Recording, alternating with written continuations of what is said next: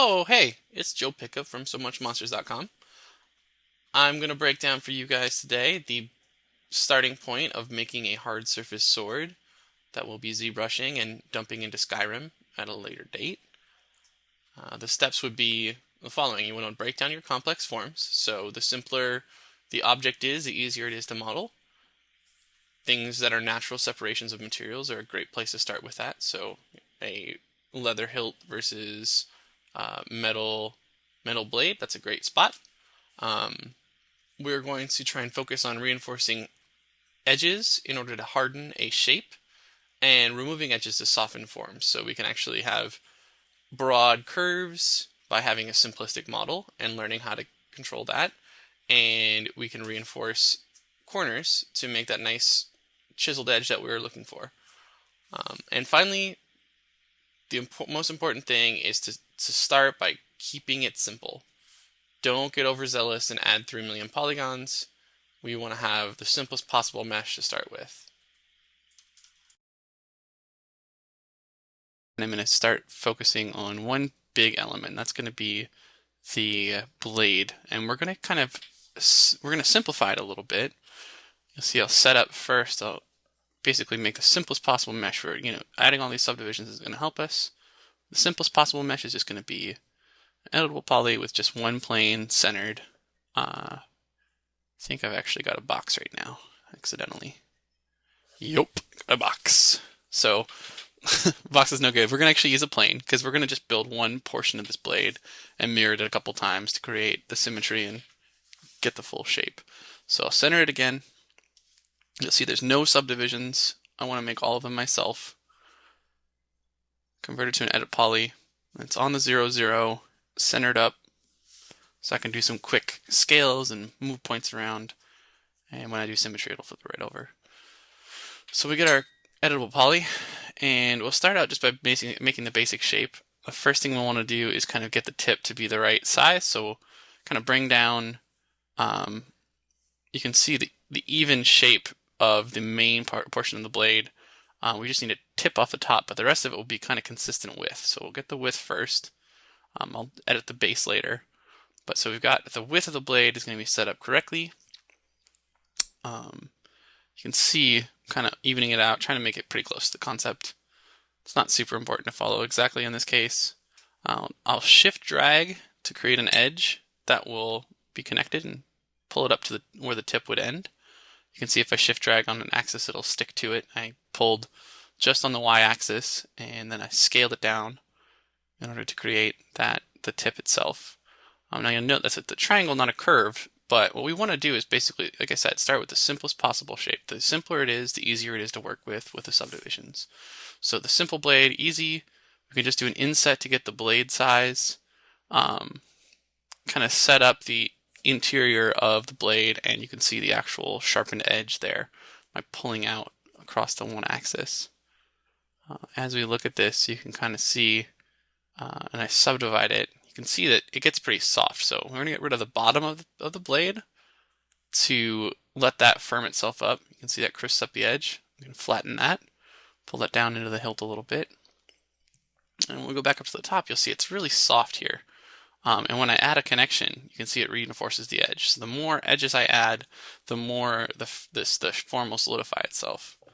So that's really the process that we're going through. We're adding edges in order to solidify forms that we find to be correct or appealing forms. So don't just subdivide everything and chamfer all the edges. Think about what parts you're trying to reinforce and work that way. So we work from the 0 position of no verts, add a few, and work up from there. The simpler it is, the easier it is to make edits and add more detail as we go. So you can see right now I've got the edge constraint on, which is making it so I can slam that edge into the next one without going past it. So you can see I can crisp up that edge pretty nicely. I'll use the connect function quite a bit on edges, which will make a connection between the center points of each edge that are selected as long as they're contiguous. So if they share a face, they will actually go right through to the next model. So it's really handy. You can see here I've got some mess with how my geometry was created. I'm going to with my edge constraint on, I'm going to slide, I'm going to turn it off and then slide them out and over a little bit to get that curve back in. You'll see I'm only working on one side. I'll mirror it all over. Do symmetry once to mirror it from left to right. You can see it's going the wrong way, so I flip it. And then I will do an additional symmetry to go front to back. So since there's a stack, I'm going to work on one side. I can work on one side if I want, and it'll make all 4 segments, all quarters of it. But actually what I want is, I want the front left to right to be the same, so I'll collapse that into it so we can have those 2 symmetrical. So collapse 2 on the first symmetry, and now I'm okay to work there. You can see if I turn on show and end result, I can get the full result of my model. I want to make some selections to reinforce important parts of the blade. So I've got the edge, so the point, I definitely want to reinforce. You can see that that's soft. So the more edges that are there, the more that reinforces the edge or the plane. So I'm also going to want to harden up the edge around the blade itself. So I've got a chamfer on my selection. You can see I can preview it right now. I can change the size of the chamfer, reset it down to 0 by right-clicking, and then just kind of turn it up just a little tiny bit.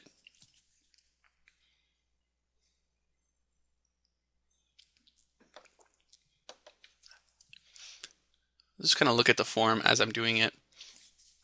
Make a new selection based on what I think is correct. So you can see it's just going around the depth of the blade. And I'll do a loop selection on those, and then grab just the tip. Just grab the tip, that's all you gotta do. You'll see I'll assign that chamfer, and I'll get a respectable result. There's gonna be a little bit of a mess on the tip, so we can pretty easily triangulate that, but let's make a material. We'll do a little bit darker diffuse, and then with the specular level, we'll bring that up so it'll get shiny. And this will help us when we have subdivisions on to see the form that we're modeling. This is the important part. This is why we're doing the hard surface modeling. We want a nice specularity roll over the model.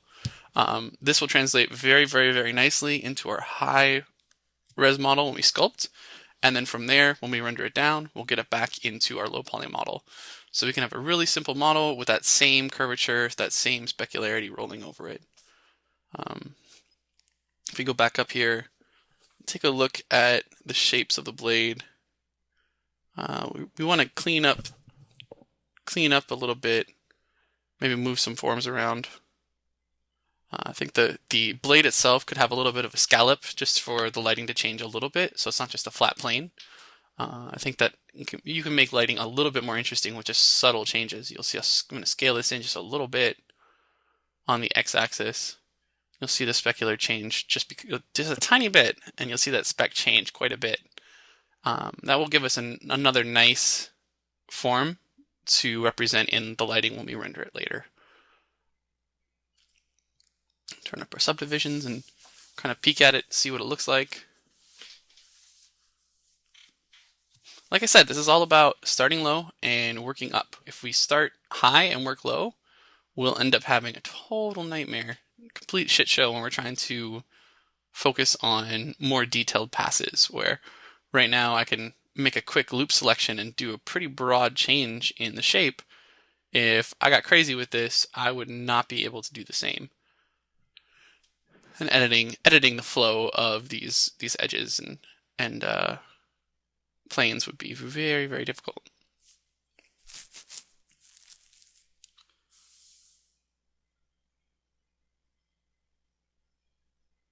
So there's going to be a little bit of work here to clean up the tip itself, resolve some edges that are a little bit broken. We'll fast forward through this a little bit. Not really super important.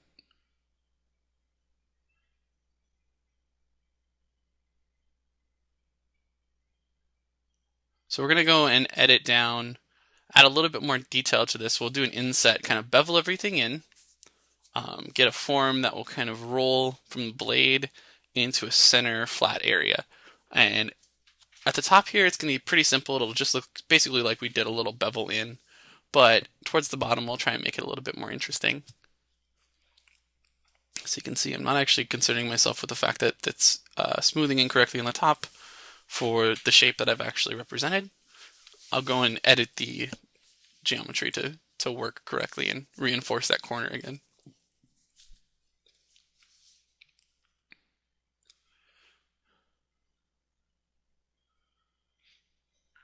Yeah, so this is just a matter of doing some scaling, mucking about in here.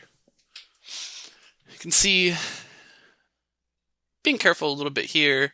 What I do want is relatively clean shapes. So here I can make that curve that was coming through there could disappear by triangulating this correctly and adding quads to this little space here.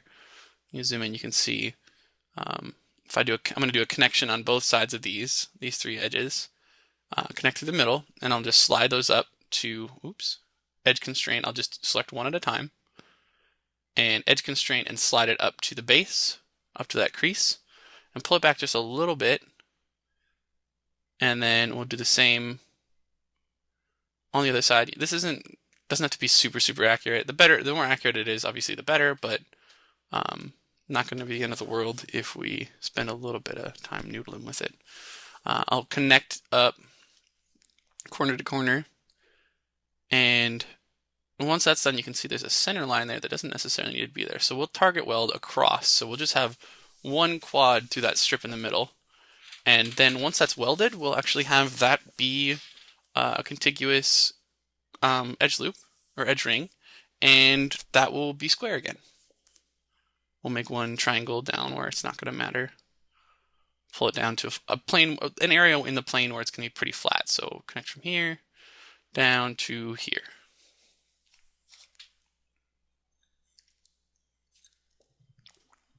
So you see the end result. It's now sharp again.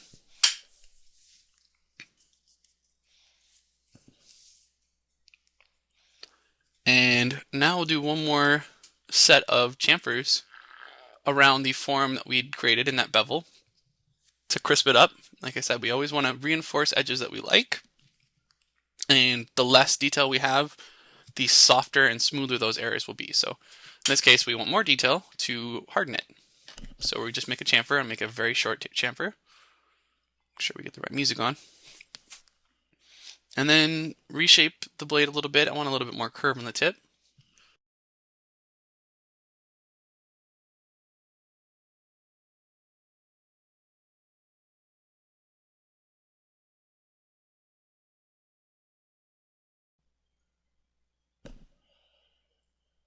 Create the base here. You see I've created an edge to stop the expansion, and then I'm actually, you see I'm scaling out bit by bit to get that curvature to come in. And as I come in, I make that bell curve by pulling down. Instead of with edge constraint on, I turn it off, and then I can get a little bit more of a bell shape at the bottom. Now I want to get rid of the bottom. So those bottom faces on where I've done that bevel inside of the blade itself. You can see deleting it. Now crisp up that edge. It's flattened.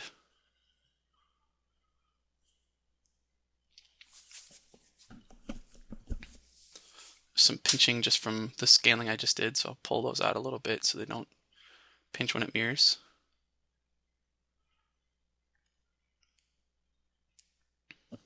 Not sure which side it was, so I'll do both. I'll probably just mirror this out again anyway. Boop.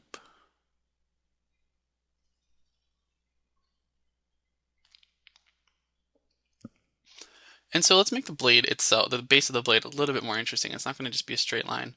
We'll kind of do a little bit of scaling here, move it about, try and make the blade shape change a little bit. We can actually use the edges that we created to make the curve inward, make that blade come out a little bit, so it actually changes the shape at the base. Just pulling those verts around a little bit. It's a nice thing about hard surface modeling. You can get some very complex surfaces that are actually pretty straightforward when you look at how they're created. That's one line that just, as it goes up the blade, kind of cuts back. So we'll have a really cool lighting change from the outward bubble to an inward bubble. On the base here, we can actually pull out this little folded in area here. If we do that at the base and then start pulling a little bit further up, we can get a pretty cool set of forms starting where that can have a little more depth. When we go back to our sculpt, we'll have a nice wedge shape there that we can work through. You'll see me a lot of times using broad selections, and then instead of actually creating a totally new one, a new selection, I'll start really broad and then remove parts of the selection as I go. So that's pretty much it. We want to kind of speed this up a little bit in the interest of getting through the whole weapon. We're definitely going to create some quick stuff. We'll time-lapse this.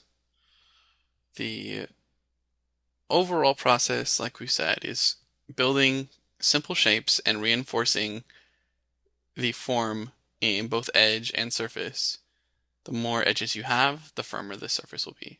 So the simpler it is, the more round it can be. In this case, kind of pop it around, making that the base of the sword itself a little bit more rounded, followed into that big kind of arc that we made in the blade. And at the base here, at the hilt,